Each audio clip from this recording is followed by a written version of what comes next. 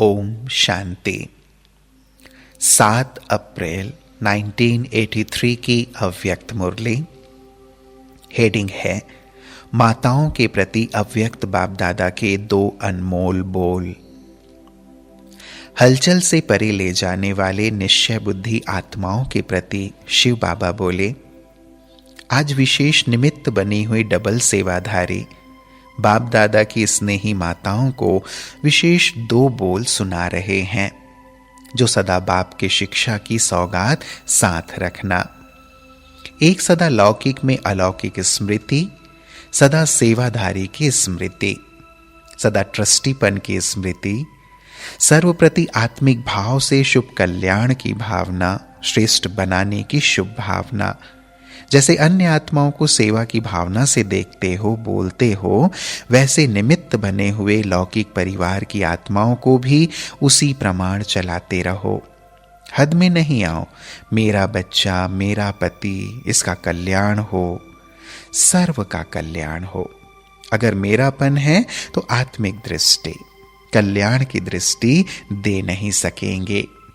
Majority बाप दादा के आगे यही अपनी आश रखते हैं, बच्चा बदल जाए, पति साथ दे, घर वाले साथी बने। लेकिन सिर्फ उन आत्माओं को अपना समझ या आश क्यों रखते हो? इस हद की दीवार के कारण आपकी शुभ भावना व कल्याण की शुभ इच्छा उन आत्माओं तक पहुंचती नहीं। इसलिए संकल्प भल अच्छा है, लेकिन साधन यथार्थ नहीं तो रिजल्ट कैसे निकले? इसलिए यह कंप्लेन चलती रहती है। तो सदा बेहद की आत्मिक दृष्टि, भाई भाई के संबंध की वृत्ति से किसी भी आत्मा के प्रति शुभ भावना रखने का फल जरूर प्राप्त होता है। इसलिए पुरुषार्थ से थको नहीं। बहुत मेहनत की है, वह यह तो कभी बदलता ही नहीं है। ऐसे दिल शिकस्त भी नहीं बनो। निश्चय बुद्धि हो, मेरेपन के संबंध से न्यारे हो, चलते चलो। कोई आत्माओं का ईश्वरीय वर्षा लेने के लिए भक्ति का हिसाब चुकतू होने में थोड़ा समय लगता है। इसलिए धीरज धर, साक्षीपन की स्थिति में स्थित हो, निराश न हो। शांति और शक्ति का सहयोग आत्माओं को देते रहो। ऐसी स्थिति में स्थित रहकर लौकिक में अलौकिक भावना रखने वाले डबल सेवाधारी ट्रस्टी बच्चों का महत्व बहुत बड़ा है। अपने महत्व को जानो। तो 2 बोल क्या याद रखेंगे? नष्टो मोहा, बेहद संबंध के स्मृति स्वरूप, और दूसरा बाप की हो।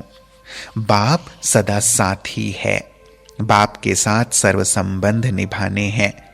यह तो याद पड़ सकेगा ना? बस यही 2 बातें विशेष याद रखना। हर एक यही समझे कि बाप दादा हर एक शक्ति व पांडव से यह पर्सनल बात कर रहे हैं। सभी सोचते हो ना कि मेरे लिए पर्सनल क्या है? सभा में होते भी बाप दादा सभी प्रवृत्ति वालों से विशेष पर्सनल बोल रहे हैं, पब्लिक में भी प्राइवेट बोल रहे हैं। समझा? एक एक बच्चे को 1-2 से ज्यादा प्यार दे रहे हैं। इसलिए ही आते हो ना, प्यार मिले, सौगात मिले, इससे ही रिफ्रेश होते हो ना। प्यार के सागर हर एक स्नेही आत्मा को स्नेह की खान दे रहे हैं, जो कभी खत्म ही नहीं हो। और कुछ रह गया क्या?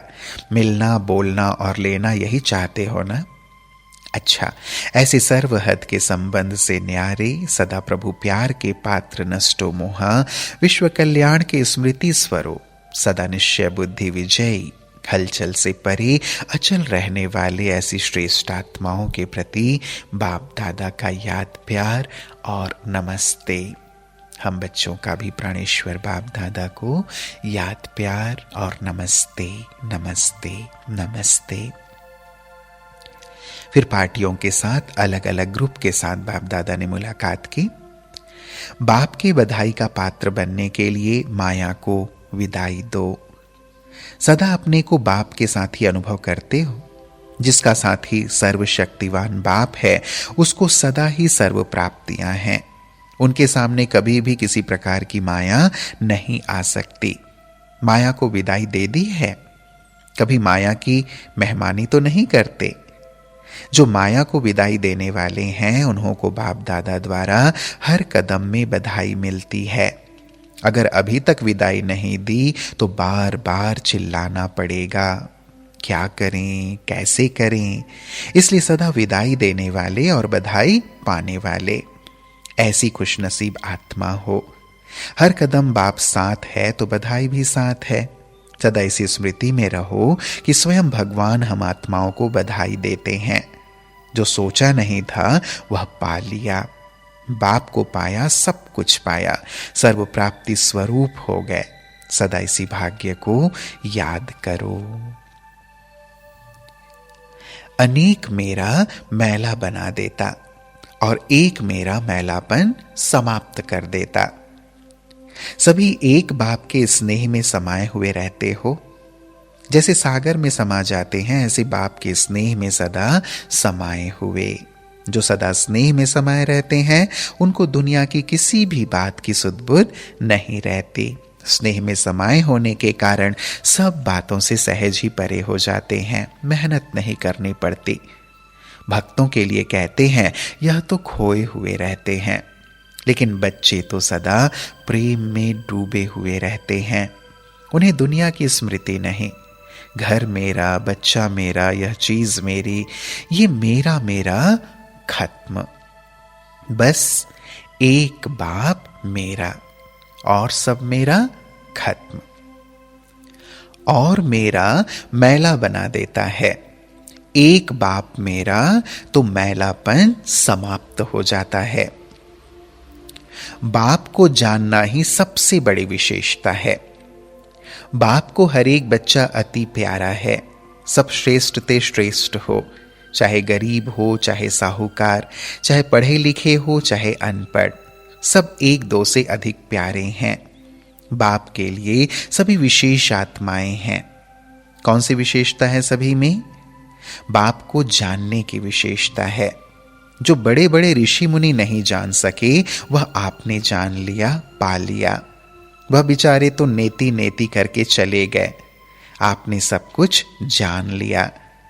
तो बाप दादा ऐसी विशेष आत्माओं को रोज याद प्यार देते हैं, रोज मिलन मनाते हैं। अमृत वेले का समय खास बच्चों के लिए है। भक्तों की लाइन पीछे, बच्चों की पहले। जो विशेष आत्माएं होती हैं उनसे मिलने का समय भी जरूर विशेष होगा ना। तो सदा ऐसी विशेष आत्मा समझो और सदा खुशी में उड़ते चलो। बीमारी की सहज दवा, खुशी की गोली और इंजेक्शन। ब्राह्मण बच्चे अपनी बीमारी की दवाई स्वयं ही कर सकते हैं। खुशी की खुराक सेकेंड में असर करने वाली दवाई है। जैसे वह लोग पावरफुल इंजेक्शन लगा देते हैं तो चेंज हो जाते, ऐसे ब्राह्मण स्वयं ही स्वयं को खुशी की गोली दे देते हैं। वह खुशी का इंजेक्शन लगा देते हैं। यह तो स्टॉक हर एक के पास है ना। नॉलेज के आधार पर शरीर को चलाना है। नॉलेज की लाइट और माइट बहुत मदद देती है। कोई भी बीमारी आती है तो यह भी बुद्धि को रेस्ट देने का साधन है। सूक्ष्मतन में अव्यक्त बाप दादा के साथ 2 दिन के निमंत्रण पर अष्टलीला खेलने के लिए पहुंच जाओ, फिर कोई डॉक्टर की भी जरूरत नहीं रहेगी। जैसे शुरू में संदेशियां जाती थीं, 1 या 2 दिन भी वतन में ही रहती थीं, ऐसे ही कुछ भी हो तो वतन में आ जाओ। बाप दादा वतन से सैर कराते रहेंगे, भक्तों के पास ले जाएंगे, लंदन अमेरिका घुमा देंगे, विश्व का चक्र लगवा देंगे। तो कोई भी बीमारी कभी आए तो समझो वतन का निमंत्रण आया है, बीमारी नहीं आई है। फिर इस मुरली में 2 प्रश्न हैं। पहला प्रश्न, सहज योगी जीवन की विशेषता क्या है? उत्तर, योगी जीवन अर्थात सदा सुखमय जीवन। तो जो सहज योगी है वह सदा सुख के झूले में झूलने वाले होते हैं। जब सुखदाता बाप ही अपना हो गया तो सुख ही सुख हो गया ना। तो सुख के झूले में झूलते रहो। सुखदाता बाप मिल गया, सुख की जीवन बन गई, सुख का संसार मिल गया। यही है योगी जीवन की विशेषता, जिसमें दुख का नाम निशान नहीं। दूसरा प्रश्न, बुजुर्ग और अनपढ़ बच्चों को किस आधार पर सेवा करनी है? उत्तर, अपने अनुभव के आधार पर। अनुभव की कहानी सबको सुनाओ। जैसे घर में दादी व नानी बच्चों को कहानी सुनाती हैं, ऐसे आप भी अनुभव की कहानी सुनाओ। क्या मिला है, क्या पाया है, यही सुनाना है। यह सबसे बड़ी सेवा है जो हर एक कर सकता है। याद और सेवा में ही सदा तत्पर रहो, यही है बाप समान कर्तव्य। अच्छा, ओम शांति।